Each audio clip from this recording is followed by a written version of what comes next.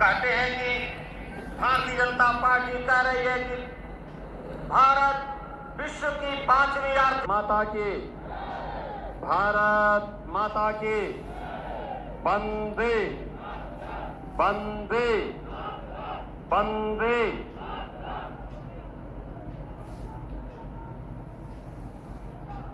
महाराज गांधी के पावन धरा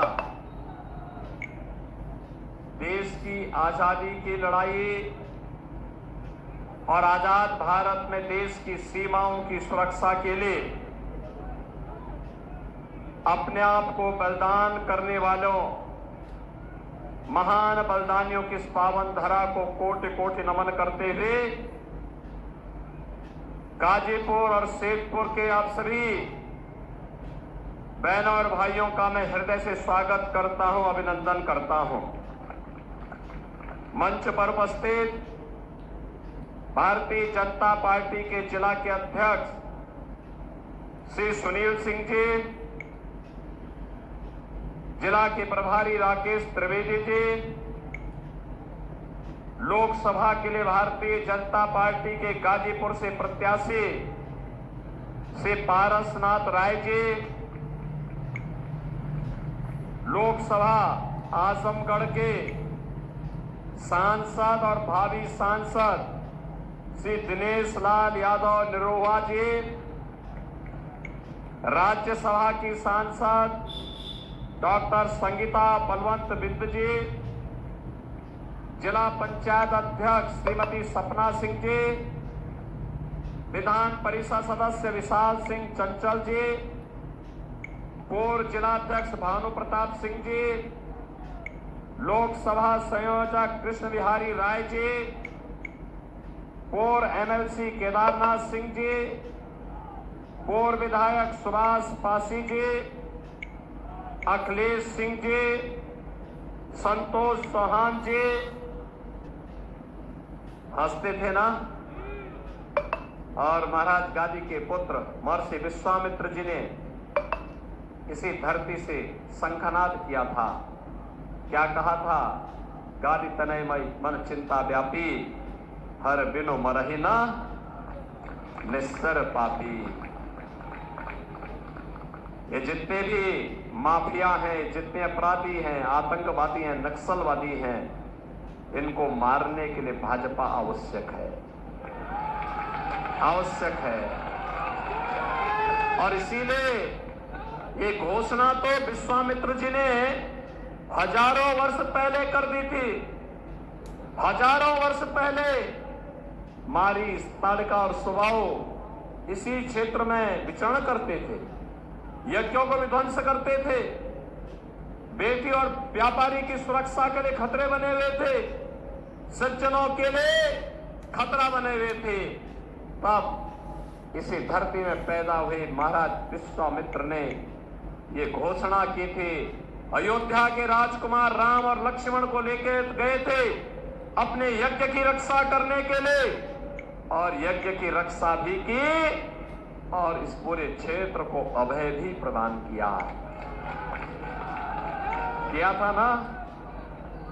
तो हम तो राम भक्त हैं, हम तो वही करेंगे जो भगवान राम ने कहा था, निस्तरहीन करो मही भुज उठाय व्रण कीन। जब तक इन निशाचर पापियों को मार नहीं देंगे तब तक चैन से श्वास नहीं लेंगे। बहनों और भाइयों, सुशासन की पहली शर्त होती है सुरक्षा और कानून का राज। कानून का राज सुशासन की पहली शर्त है। जो लोग कानून की ध्वजियां उड़ाते थे, कानून को ठेगा दिखाते थे, यूपी का बुलडोजर आज उनकी छाती को रौंदते हुए गरीबों, सज्जनों, व्यापारियों और बेटियों को अभय प्रदान करने का काम कर रहा है। और इसीलिए बहनों और भाइयों, आप गाजीपुर वासियों को मैं यही कहने के लिए आया हूं, मैं आपसे यही कहने के लिए आया हूं कि बहनों और भाइयों, आपके वोट की इस कीमत ने, आपके इस वोट ने अयोध्या में रामलला का मंदिर बना दिया, देश का सम्मान बढ़ा दिया, देश की सीमाओं की सुरक्षा प्रदान कर दी, विकास के बड़े बड़े कार्य जो हाईवे के रूप में, रेलवे के रूप में, वाटरवे के रूप में, एयरपोर्ट के रूप में, आपको मल्टी मॉडल टर्मिनल के रूप में, one district one medical college के रूप में, हर घर नल की योजना के रूप में देखने को मिल रहा है। यह आपके वोट के कारण है। यह वोट जब कांग्रेस और समाजवादी पार्टी को जाता था तो वह देश का सम्मान बेचते थे, आतंकवाद और नक्सलवाद को देश के अंदर पनपाते थे, वे भ्रष्टाचार करते थे, बेटी और व्यापारी की सुरक्षा को खतरा बनते थे। पर्व और त्योहारों में ये माफिया खुली जीप में घुस करके, खुली जीप में चढ़ करके हिंदुओं को भय और दहशत के माहौल में जीने के लिए मजबूर करते थे। और बहनों और भाइयों, गरीब के हक पर डकैती डालते थे। आपने वोट मोदी जी को दिया, कमल चुनाव चिन्ह पे दिया, मोदी जी के नेतृत्व में सरकार बनी, दुनिया के अंदर भारत का सम्मान बढ़ गया, आतंकवाद नक्सलवाद समाप्त हो गया। अब तो पटाखा जोर से फट जाए तो पाकिस्तान सफाई देता है, कहता साहब मेरा हाथ नहीं है, कहता है मेरा हाथ नहीं है। यहां का भी माफिया है, जब अपने काले कारनामों को छुपाने के लिए कोई जगह नहीं मिलती, कहता हम ब्रिगेडियर उस्मान के परिवार के लोग हैं। बहनों और भाइयों, इस माफिया परिवार का ब्रिगेडियर उस्मान के परिवार से कोई संबंध नहीं है, कोई संबंध नहीं। जो कहता झूठ बोलता है, इससे कोरा झूठ कोई नहीं हो सकता है। इससे कोरा झूठ अगर समाजवादी पार्टी कहे, समाजवादी पार्टी कहे कि हमने राम मंदिर बना दिया, क्या आप मानेंगे? क्या मानेंगे? क्या? अरे राम भक्तों पर गोली चलाने वाले मंदिर क्या बनाएंगे? आतंकवादियों के पैरोकार और माफियाओं के सामने घुटने टेकने वाले राम मंदिर का निर्माण और आपको सुरक्षा क्या प्रदान करेंगे? सुशासन और कानून के राज की बात क्या कर सकते हैं लोग? और इसीलिए हम लोग आए आपके पास कहने के लिए कि बहनों और भाइयों, भारतीय जनता पार्टी आज आपकी सुरक्षा के लिए पूरी प्रतिबद्धता के साथ कार्य कर रही है, विकास के लिए कार्य कर रही है। कोई सोचता था इसी गाजीपुर में मेडिकल कॉलेज की स्थापना होगी, आज तो महर्षि विश्वामित्र के नाम पर, जिन्होंने सबसे पहले आतंकवाद के खिलाफ शंखनाद किया था, ऐसे महर्षि विश्वामित्र के नाम पर गाजीपुर में हम लोगों ने मेडिकल कॉलेज का निर्माण किया है। बहनों और भाइयों, आज गाजीपुर में क्या नहीं है, सारी सुविधाएं हैं। और इसीलिए मैं आपसे कहने के लिए आया हूं, मैं आज इसीलिए आपसे कहने के लिए आया हूं, बहनों और भाइयों, हमारे सामने आज अवसर है। याद करिए, मोदी जी के नेतृत्व में आज 80 करोड़ लोग फ्री में राशन की सुविधा का लाभ प्राप्त कर रहे हैं। पहले ये राशन ये माफिया और ये डकैत हजम कर जाते थे। गरीबों को रसोई गैस के कनेक्शन फ्री में मिल रहे हैं और हमने प्रदेश में व्यवस्था की है कि होली और दीपावली को एक एक भरा हुआ सिलेंडर फ्री में उपलब्ध करवाने का काम करेंगे। 60 करोड़ परिवारों को प्रतिवर्ष 5 लाख रुपए का स्वास्थ्य के लिए मुफ्त स्वास्थ्य की सुविधा प्राप्त हो रही है। और मोदी जी ने घोषणा की है 70 वर्ष से ऊपर के प्रत्येक बुजुर्ग को प्रतिवर्ष 4 जून के बाद जब फिर एक बार मोदी सरकार बनेगी तो उनको प्रतिवर्ष 5 लाख रुपए की उपचार के लिए कार्ड, आयुष्मान का कार्ड उपलब्ध करवाएंगे। बहनों और भाइयों, 4 करोड़ गरीबों के मकान बने हैं और मोदी जी ने घोषणा की है अगले 5 वर्ष में बचे हुए गरीबों के लिए भी एक एक मकान फ्री में उपलब्ध करवाने का काम करेंगे। बहनों और भाइयों, आप देखो, सुरक्षा भी, सम्मान भी, विकास भी, गरीब कल्याण भी, और अयोध्या में रामलला के भव्य मंदिर के विराजमान, अयोध्या में रामलला भी विराजमान हो गए। अब आप सोचो, जिस भगवान राम ने हमें हजारों वर्ष पहले आतंकवाद से मुक्त किया था, अवैध जीवन प्रदान किया था, आज जब अयोध्या में रामलला विराजमान हुए हैं तो पुण्य के भागीदार तो हम और आप ही सब लोग बने हैं ना। अरे ये सच है कि मोदी जी के नेतृत्व में सफलता प्राप्त हुई, लेकिन श्रेय तो आपको जाता है। जिसने कमल के चुनाव चिन्ह पर वोट दिया है वह हर व्यक्ति श्रेय को लेने का अधिकारी है।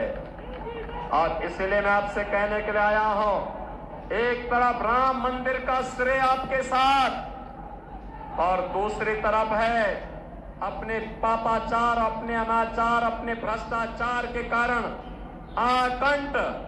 आकंठ बेईमानी में घुसे हुए समाजवादी और कांग्रेस का एक गठबंधन। ये कहते हैं कि सत्ता में आएंगे तो पर्सनल लॉ लागू करेंगे। पर्सनल लॉ का मतलब आप जानते हैं? पर्सनल लॉ का मतलब तालिबानी शासन। बहनों और भाइयों, हम घोषणा करते हैं, भारत बाबा साहब भीमराव अंबेडकर के द्वारा बनाए गए संविधान से चलेगा। भारत अपने यहां शरिया कानून लागू नहीं होने देगा। बहनों और भाइयों, ये शरिया कानून, पर्सनल लॉ का मतलब क्या? इसका मतलब है महिला बेटी स्कूल नहीं जा सकती, महिलाएं मार्केट नहीं जा सकती, घर के अंदर बुर्का पहन करके दुपट्टे रहना पड़ेगा उन्हें। 3 तलाक की कुप्रथा को ये फिर से लागू करना चाहते हैं। हम इसे भारत की धरती पे फिर से लागू नहीं होने देंगे, भाजपा की घोषणा है।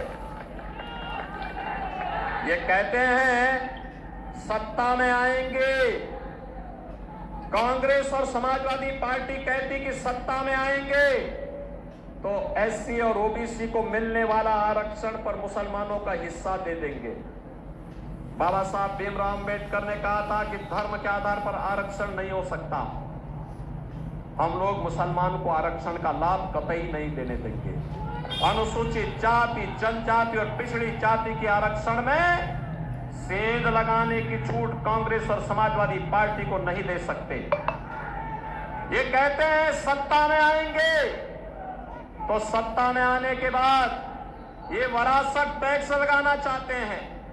ये विरासत टैक्स का मतलब आप जानते हैं? बहनों और भाइयों, विरासत टैक्स का मतलब, विरासत टैक्स का मतलब है आपके बाप दादों ने, आपके पूर्वजों ने कोई प्रॉपर्टी बनाई, वह प्रॉपर्टी आज आपको मिली, तो कांग्रेस और समाजवादी पार्टी की अगर सरकार आई तो कह रहे हैं कि हम सर्वे करा करके विरासत टैक्स लगा करके आधी प्रॉपर्टी ले लेंगे। क्या आप अपनी प्रॉपर्टी में से आधा हिस्सा क्या किसी लोगों को दे देंगे? क्या लेने देंगे? क्या? और फिर कहते हैं इस प्रॉपर्टी को पाकिस्तान, बांग्लादेश और अफगानिस्तान से आए हुए घुसपैठियों को बांट डालेंगे। क्या आप इसको स्वीकार करेंगे? क्या? अरे ये तो औरंगजेब का जजिया कर है। औरंगजेब एक क्रूर बादशाह हुआ था मुगलों का। कोई मुसलमान भी अपने पुत्र का नाम औरंगजेब नहीं रखता, क्योंकि औरंगजेब ने पहले अपने भाई की हत्या की।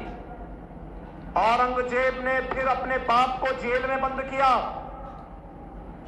औरंगजेब का बाप शाहजहां, ये वही शाहजहां है जिसने आगरा का किला बनाया, आगरा का ताजमहल बनाया था। और ताजमहल बनाने वाला शाहजहां अंतिम जीवन एक एक बूंद पानी के लिए तरसते तरसते मर गया। उसने अपनी जीवनी में लिखा कि दुष्ट औरंगजेब, तो जैसा पुत्र कभी किसी को पैदा न हो। तूने जीते जी मुझे एक एक बूंद पानी के लिए तरसाया है, और तुझसे अच्छा तो ये हिंदू है, अपने पूर्वजों का, बड़े बुजुर्गों का सम्मान करता है और मरने के बाद भी श्राद्ध और तर्पण के माध्यम से उन्हें जल देने का काम करता है। तूने तो मुझे एक एक बूंद पानी के लिए तरसाया है। बहनों और भाइयों, एक कांग्रेस और समाजवादी पार्टी का जो गठबंधन है ना, इनमें अब औरंगजेब की आत्मा घुस गई है। इसलिए ये विरासत टैक्स के नाम पर आप पर जजिया कर लगाना चाहते हैं। इसको कतई नहीं होने देना। औरंगजेब को फिर से भारत में नहीं पनपने देना है, उसको दफन ही रहने देना है। हमने इसीलिए तो एक और अयोध्या में रामलला विराजमान हुए और दूसरी तरफ माफिया को मिट्टी में मिलाने का काम भी हुआ। ये दोनों काम एक साथ चले हैं, तब उत्तर प्रदेश में शांति हुई है। आज पर्व और त्योहारों के दिन कोई दंगा करता है क्या? आज कोई कर सकता है क्या? बेटी और व्यापारी की सुरक्षा के लिए कोई खतरा बनेगा क्या? अगर बनेगा तो दूसरे चौराहे पर यमराज उसका इंतजार कर रहे होंगे। और इसीलिए बहनों और भाइयों, हम लोग आए हैं। एक अवसर है गाजीपुर के लिए, और गाजीपुर भी फिर एक बार मोदी सरकार में सहभागी बनने को तैयार हैं। पारसनाथ राय जी भारी बहुमत से विजयी बनकर के जाएंगे। दोनों हाथ ला करके मुझे आश्वस्त करो। मैं जानता हूं पंडाल छोटा पड़ गया है, सड़क में उस पार भी जो लोग खड़े हैं वे भी चांद छाया के नीचे खड़े हैं। मैं देखूं ना देखूं, दोनों हाथ ला करके इस संकल्प के साथ खड़े होकर के मुझे बताओ, आप सहमत हैं? सहमत हैं? पारसनाथ राय जी को जिता के बेचेंगे, लेकिन इसके लिए दो काम करने पड़ेंगे। आपको अगले 5 दिन प्रत्येक व्यक्ति को, यहां पे आने वाले प्रत्येक व्यक्ति को 5-5 परिवार में जनसंपर्क करके कमल खिलाने का अनुरोध करना होगा। करेंगे? और दूसरा, 5 दिन में 25 परिवार का मतलब 100 से लेके 125 वोट। 1 जून को इस सभी वोट को मतदान केंद्र में ले जाकर के कमल खिलाने का काम करना है। करेंगे? तो मेरे साथ बोलेंगे, भारत माता की, भारत माता की, भारत माता की जय श्री राम, जय जय श्री राम।